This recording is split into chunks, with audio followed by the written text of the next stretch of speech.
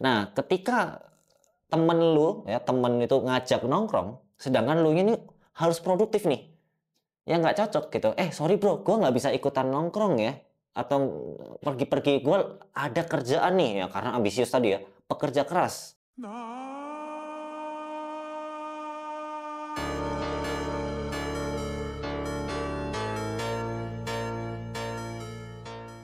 Jadi kemarin waktu 3 hari yang lalu itu ada orang ya itu curhat ke gua. Jadi nanya tuh, Mas, kenapa sih kalau ngajarin ataupun memandu sesuatu terutama terkait strategi sosmed ya, itu istilahnya aneh-aneh. Termasuk yang dia highlight itu adalah namanya value. Ya kalau gua sih namanya hierarchical value map. Itu sebenarnya ada sih istilahnya dari Google ya. Cuman konsepnya gua sesuaikan dengan strategi. Nah, dia bingung tuh, ini kenapa ya kok harus ada hierarchical value map kayak gini? Apa sih bikin istilah-istilah sendiri? Nah, itu. Jadi gua dari situ yaitu ke-trigger bikin istilah sendiri. Perasaan enggak gitu, karena istilah-istilah kayak gitu itu sebenarnya dari ya gua sesuaikan juga adaptasi dari luar, konten pilar. Ya bukan gua juga yang namain konten pilar kan. Atau ada namanya sistem konten, ya bukan gua juga. Atau termasuk tadi hierarchical value map atau ada juga namanya brand message. Itu kan istilah-istilah yang bukan gua yang buat. Tapi oke, karena dia meng-highlight hierarchical value map dan dia nanya juga apa sih pakai value-value, udah mas langsung to the point aja, udah bikin konten apa. Nah dari sini gue lebih ke trigger lagi, kayaknya belum banyak orang yang tahu atau memahami pentingnya punya value konten.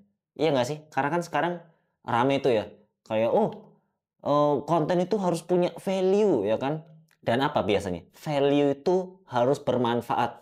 Belum tentu. Value bisa juga menghibur loh, ya kan. Value juga bisa lebih ke authority, menunjukkan bahwa ini gue bisa loh gitu. Walaupun mungkin secara manfaat ya nggak yang gimana-gimana, tapi memberikan value bahwa oh iya nih gue pas banget butuh orang yang ahli gitu, sehingga dia cocok sama kontennya. Jadi poin gue adalah kalau namanya konten yang punya value itu nggak mesti bermanfaat ya, bisa hal-hal yang lainnya. Nah makanya di sini di video ini ya, video khusus 10 menit ya, membahas sesuatu deh. Dan di sini kita fokus membahas membahas yang namanya value content ya. Sampai belibet nih karena puasa ya. Jadi sorry nih karena kalau memang agak gimana gitu ya. Tapi ya hopefully semoga gue bisa ngejelasin se step by step mungkin ya, apa sih yang dimaksud value konten dan kenapa itu penting. Nah, karena banyak yang nganggep remeh. Udah mas langsung bikin aja idenya apa, ya kan, cari yang viral, ya. Udah langsung apa, bikin gimmick ini. Tunggu dulu gitu ya, value-nya harus ada dulu. Nah, jadi kalau kita ngomongin value konten gitu ya, kenapa itu penting? Ya, sebenarnya tadi sempat gua singgung ya, di mana yang namanya konten, ya itu harus ada value-nya dan kita harus punya value sendiri. Oke, mungkin kalau value ini agak, aduh mas, ntar jangan value deh. Value ini istilah yang agak sulit ya. Oke, tenang. Gua coba ganti deh istilahnya. Prinsip. Nah, prinsip itu kata yang lebih membumi lah ya. Nah, sebelum gua masuk nih yang lebih teknis ya, gua kasih analogi dulu deh. Ya, analogi dulu nih biar lu nyambung lah ya. Lu pasti punya temen lah ya. Lu punya temen, entah itu temen deket nih, temen circle, atau temen sekolah, temen kuliah, ya, teman kerja.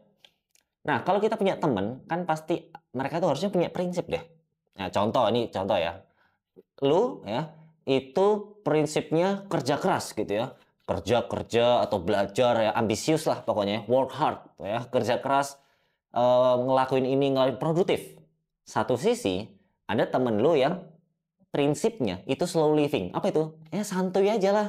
Hidup itu dinikmati, ya kan? Hidup itu dinikmati, santai aja ya. Pokoknya cukup lah ya, nggak usah yang gimana-gimana banget. Nah, ketika temen itu ngajak nongkrong, sedangkan lu ini harus produktif nih.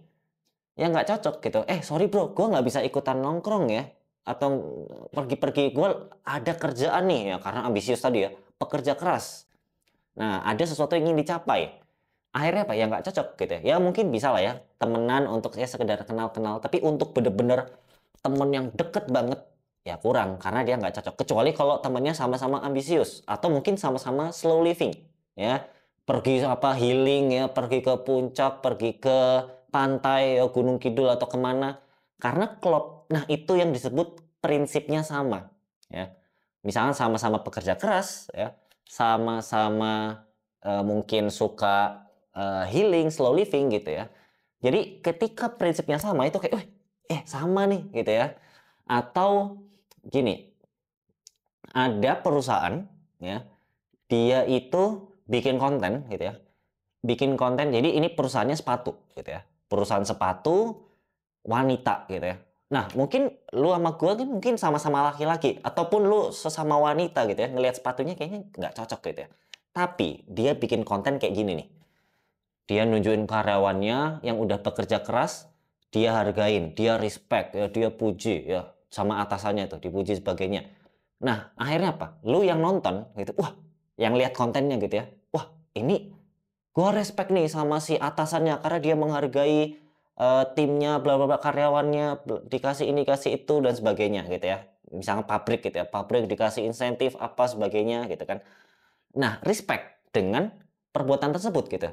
Sehingga lebih relate sama perusahaannya meskipun tadi sepatunya gua nggak terlalu cocok sih, bahkan mungkin bukan target marketnya gitu kan, bukan gua gitu. Tapi karena value tadi ya atau prinsip tadi, apa itu? Menghargai ya atau respect ke orang lain ya, menghargai tadi memberikan menghargai kerja keras gitu ya, hasilnya sebagainya dari karyawan tersebut. Dia akan kayak komentar, kayak nggak usah jauh-jauh deh, Paragon kemarin ya kan. Wah, Paragon ternyata ini ya, Paragon ternyata sangat apa, memanjakan karyawannya, sangat mungkin mengapresiasi karyawannya, bahkan si CEO-nya rendah hati sebagainya. Mungkin orang lain nggak butuh skincare-nya Paragon atau mungkin belum tahu gitu ya, belum tahu Paragon ini apa sih. Nah, baru dari kejadian itu, ini perusahaan apa sih? Oh, Paragon. Paragon itu apa sih produknya? Oh, itu ada yang komen juga kan. Oh, Paragon suka nih sama skincare-nya. Oh, Paragon itu skincare-nya ya. Tahu dari komentar orang lain, dari konten tersebut, ya. Yang awalnya kontennya itu tentang ya lebih ke culture-nya gitu ya, budaya perusahaannya seperti apa, berubah menjadi membahas produk. Dan itu kan artinya ya promosi gitu ya. Promosi ya promosi gratis lah ya buat si Paragonnya. Nah, dari cerita panjang lebar tadi ya, yang mau gua sampaikan itu adalah value atau prinsip itu sepengaruh itu gitu ya. Kayak contoh, waktu itu gua pernah bantu brand fashion ya, karena dia value-nya atau prinsip deh ya, prinsipnya itu suka petualang ya, karena outdoor ya, karena dia outdoor suka petualang tuh. Ya udah, kontennya jangan di rumah ya atau di studio, jangan ya. Ke kafe, ke mana pergi, bahkan ada kayak bikin aktivasi ke gunung. Aktivasi tulisannya kayak campaign lah ya, campaign ke gunung, kemana, ke pantai, healing sebagainya. Karena memang outdoor. Nah, itu yang dimaksud antara prinsipnya itu nyambung gitu ya. Jangan sampai brandnya prinsipnya apa, tapi kamu bikin kontennya lain. Nah, kan nggak nyambung ya. Jadi pastikan ya, kita itu bikin konten itu sesuai gitu. Apa yang jadi prinsip orang dengan prinsip brand kita. Jadi konten kita tuh cocok gitu. Contoh, misalkan contoh ya. Kalau gua itu ya pernah juga ini apa namanya, bikin konten untuk brand memasak, apa, peralatan dapur, ya. Peralatan dapur ini apa sih prinsipnya? Oh, kalau peralatan dapur itu soal misalkan kenyamanan atau memberikan yang terbaik, ya kan. Kita masak itu ya buat memberikan terbaik untuk diri kita supaya makanannya enak kan. Kita kasih yang terbaik, itu masak. Memberikan terbaik juga bisa dalam artian, mungkin kita bisa, salah satunya bahan gitu, dari bahannya gitu kan, sehingga apa, awet gitu, kita bisa pakai terus-menerus ya, ataupun masakannya enak, keluarganya seneng. Nah, itu soal kenyamanan ataupun memberikan yang terbaik. Nah, berarti ya kita jangan bikin konten ya yang sifatnya murah murah murah, tapi lebih ke karena tadi masakan ya, bukan masakan yang murah murah murah, karena bukan itu ya, karena bukan audiensnya yang lebih ke makanan murah, tapi lebih apa? Makanan enak, ya. Makanan yang cita rasanya baru gitu ya. Mie Aceh tapi mungkin apa? Saus spaghetti ataupun mungkin nasi goreng tapi apa bla bla bla. Sesuatu yang baru, ya, sesuatu yang enak. Nah, itu beda tuh. Jelas beda. Loh Mas, tapi kan cuman beda ini, satunya makanan murah, satunya makanan enak loh. Jangan salah ya. Ketika makanan enak berarti apa? Bahannya mahal. Ketika bahannya mahal, mungkin nggak itu dikonsumsi oleh orang-orang yang mahasiswa kos-kosan ya, atau mungkin yang budgetnya ngirit. Nah kan nggak mungkin ya. Ya mungkin ada aja ya, tapi lebih ke ngelihat doang. Jadi artinya apa? Jadi artinya kita itu baru salah satu contoh gitu ya. Milih konten A atau konten B. Itulah pentingnya prinsip. Karena kebanyakan ya orang ya, atau audiens, atau bukan audiens, sorry, tim ya, tim sosmed atau tim konten ya, itu bikin konten langsung ya, kayak tadi ya, kayak orang tadi.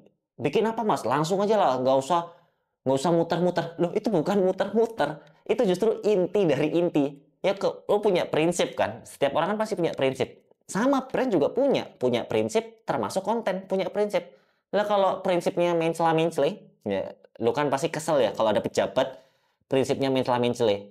Kadang ini, kadang ke situ, kadang ini apa sih maunya pejabat. Nah, pernah kayak gitu kan? Itulah pentingnya prinsip. Sama dengan konten. Audiens ngelihat kamu loh, kok ide kontennya kok tiba-tiba ke sini, tiba-tiba ke situ. Ini ngapain sih? Nah, sama, audiens akan berpikiran seperti itu. Makanya tentukan dulu gitu. Dan gue juga orang yang nggak suka ribet kok. Ya langsung aja gitu kan. Tapi langsung dan efektif. Nah, makanya gue memikirkan sesuatu atau menyusun sesuatu itu nggak ada kok yang cuma formalitas. Pasti ada maksudnya. Pasti itu. Value. Berarti prinsip tadi kan. Belum kalau kita bicara apa? Konten pilar. Itu bukan formalitas. Itu ada maksudnya juga. Itu ada sih di video beberapa, lu bisa cek ya di beberapa lalu. Atau ada namanya brand message atau riset. Ngapain sih pakai riset langsung? Oh, itu penting. Ya kalau enggak ya enggak beres, apa enggak relevan gitu kan. Makanya kita mindsetnya ya, termasuk ke gua juga gitu ya. Kalau misalnya ada teknik apa, ini benar-benar penting nggak sih? Dan dari semua itu yang benar-benar penting doang, karena jujur ya, gue itu orangnya pemalas tapi juga pemikir ya. Pemalas, aduh kayaknya nggak usah ini deh. Kalau memang nggak penting, ya emang gue nggak akan dipakai ya. Karena gue kan ada tuh ya, namanya framework ataupun struktur dalam membuat strategi sosmed. Nah, ketika gue nyusun tuh ada 15 langkah ya, termasuk dari riset sampai jadi gitu ya. Itu nggak ada kok yang formalitas dong. Pasti ada maksudnya. Oh, ini supaya ini. Pesan ya. Pesan ya jelas lah ya. Kita konten kan soal apa? Marketing. Komunikasi. Komunikasi harus ada pesannya dong. Terus apa? Prinsip tadi. Udah gue jelasin tadi apa pentingnya prinsip. Contohnya kalau salah gimana ya kan tadi soal dapur tadi. Peralatan ya. Kemudian ada konten pilar, sistem konten. Itu nggak ada yang formalitas doang. Itu pasti ada maksudnya. Ya, jadi kesimpulannya gitu ya. Sebelum kita bikin konten, penting untuk menentukan value atau prinsipnya. Ya. Nah, kalau misalkan lu butuh, mungkin ada mau nanya ya, atau mempelajari lebih lanjut, gue sebenarnya bikin ada sih namanya Sosmed Strategy Mastery ya, kayak video online course seperti itu ya. Jadi lu bisa pelajari ya selengkapnya bagaimana, atau kalau lu adalah sebuah perusahaan ya, company, corporate, butuh training secara langsung ya, karena gue juga sering ya training seperti ada PLN, Antarestar, dan beberapa terakhir kemarin tuh Bepom ya. Gue bantu juga training soal sosmed ya, itu bisa juga ya. Jadi gue datang langsung nih ke kantor lu ya, dan kita akan membahas ya, diskusi, dan gue akan bantu lu ya, melatih lu membangun ataupun membuat konten, menyusun strategi, planning, ya mungkin eksekusi juga bisa gitu ya. Kalau memang perlu ya, tapi kalau lebih ke strateginya doang, boleh gitu ya. Atau lebih butuh analisis doang, boleh juga ya, tergantung kebutuhan. Ya, caranya gimana? Kalau mau hubungin, lo bisa langsung kontak di bawah. Oke? Sampai jumpa di seri 10 menit ya selanjutnya. Atau kalau lo mau request, boleh tulis komen di bawah ya.